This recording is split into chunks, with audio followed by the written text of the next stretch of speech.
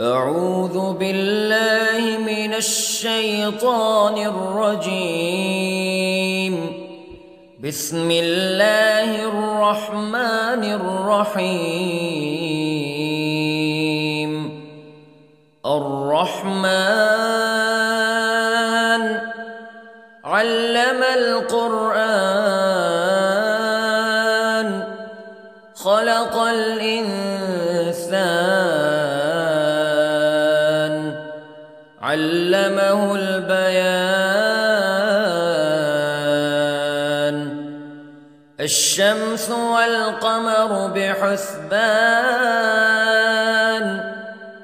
والنجم والشجر يسجدان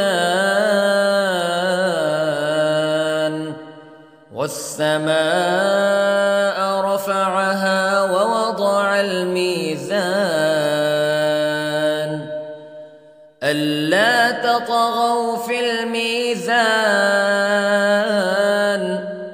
وأقيموا الوزن بالقسط ولا تخسروا الميزان. والأرض وضعها للأنام فيها فاكهة والنخل ذات الأكمام والحب ذو العصف والريحان فبأي آلاء ربكما تكذبان. خلق الإنسان من صلصال كالفخار وخلق الجان من مارج من نار فبأي آلاء ربكما تكذبان. رب المشرقين ورب المغربين فبأي آلاء ربكما تكذبان. مرج البحرين يلتقيان بينهما برزخ لا يبغيان فبأي آلاء ربكما تكذبان. يخرج منهما اللؤلؤ والمرجان فبأي آلاء ربكما تكذبان. وله الجوار المنشآت في البحر كالأعلام فبأي آلاء ربكما تكذبان. كل من عليها فان ويبقى وجه ربك ذو الجلال والإكرام فبأي آلاء ربكما تكذبان.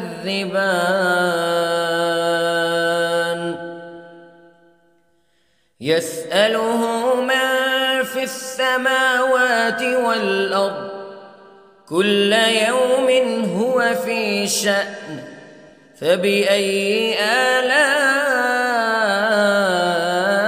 ربكما تكذبان.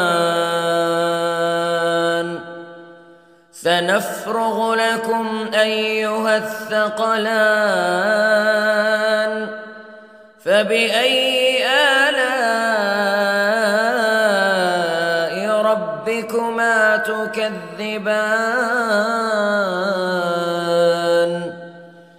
يا معشر الجن والإنس إن استطعتم أن تنفذوا من أقطار السماوات والأرض فانفذوا لا تنفذون إلا بسلطان فبأي آلاء ربكما تكذبان يرسل عليكما شواظ من نار ونحاس فلا تنتصران فبأي آلاء ربكما تكذبان فإذا انشقت السماء فكانت وردة كالدهان فبأي آلاء ربكما تكذبان فيومئذ لا يسأل عن ذنبه إنس ولا جان فبأي آلاء ربكما تكذبان يعرف المجرمون بسيماهم فيؤخذ بالنواصي والأقدام فبأي آلاء ربكما تكذبان هذه جهنم التي يكذب بها المجرمون يطوفون بينها وبين حميم آن فبأي آلاء ربكما تكذبان ولمن خاف مقام ربه جنتان فبأي آلاء ربكما تكذبان ذواتا أفنان فبأي آلاء ربكما تكذبان فيهما عينان تجريان فبأي آلاء ربكما تكذبان فيهما من كل فاكهة زوجان فبأي آلاء ربكما تكذبان متكئين على فرش بطائنها من استبرق وجنى الجنتين دان فبأي آلاء ربكما تكذبان فيهن قاصرات الطرف لم يطمثهن إنس قبلهم ولا جان فبأي آلاء ربكما تكذبان كأنهن الياقوت والمرجان فبأي آلاء ربكما تكذبان هل جزاء الإحسان إلا الإحسان فبأي آلاء ربكما تكذبان